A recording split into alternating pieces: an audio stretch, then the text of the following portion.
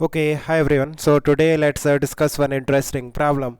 So it says a 200 Hz wave with amplitude 1 mm travels on a long string of linear mass density 6 gram per meter kept under a tension of 60 Newton. Find the average power transmitted across a given point on the string. Fine. So देखो जैसे हमने पहले discuss किया था इस तरह से हमारे पास एक स्ट्रिंग है एंड इस स्ट्रिंग में हमारे पास एक ट्रांसवर्स वेव है.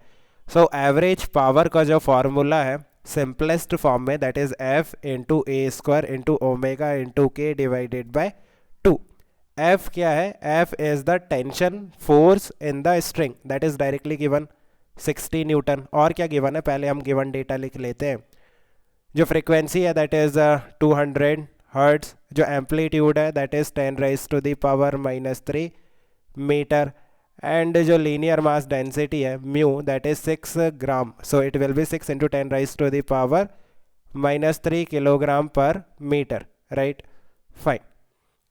सो हमें एफ का वैल्यू पता है, एम्पलीट्यूड हमें पता है, omega will be 2 pi f. Right, so f कितना दे रखा है? Frequency 200. So omega will be 400 pi per second. K कैसे फाइंड आउट करेंगे? 2 पाई डिवाइडेड बाय वेवलेंथ. अभी वेवलेंथ कैसे फाइंड आउट करेंगे? देखो हम speed of the wave find out कर सकते हैं. Speed of the wave will be under root of tension force in the string divided bye linear mass density. So just put the values. F will be 60 divided by mu that is 6 into 10 raised to the power -3. So it will be 10 or 10 raised to the power 4. So it will be 100 meter per second. Right, and speed of the wave is simply wavelength divided by time period and 1 upon time period is frequency. So wave speed को आप wavelength into frequency भी लिख सकते हो. Right, now यहाँ से speed हो जाएगा 100 that is equal to wavelength into frequency. Frequency is 200. Right, so यहाँ से वेवलेंथ आ जाएगा 1/2 मीटर.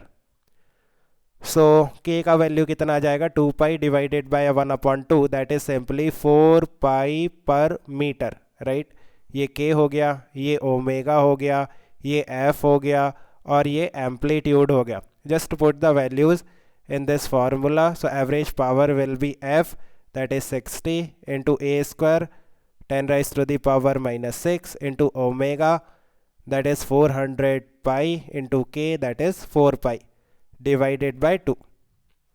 So इसे हम simplify कर सकते हैं. आप देखो ये हो जाएगा कितना? 2. right, so 1 2 3 so it will be 10 raised to the power -3 and ये कितना हो गया? 4 8 48. राइट, और ये पाई स्क्वायर है. सो पाई स्क्वायर अप्रॉक्सीमेटली कितना होता है? 10. सो अप्रॉक्सीमेटली हम 10 ले लेते हैं into 10 raise to the power -3. So it will be 480 milli watt. Right, 10 raise to the power -3 को हम मिली वॉट में लिख सकते हैं. सो इस तरह से ये एवरेज पावर है. ये अप्रॉक्सीमेटली है बिकॉज हमने पाई स्क्वायर को 10 लिया है.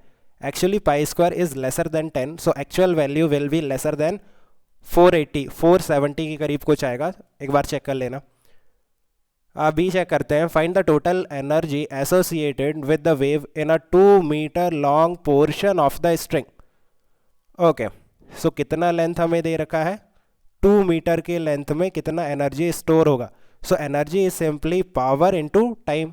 राइट, सो ये टाइम कहाँ से आएगा? आपको ये x दे रखा है और स्पीड वी ऑलरेडी नो.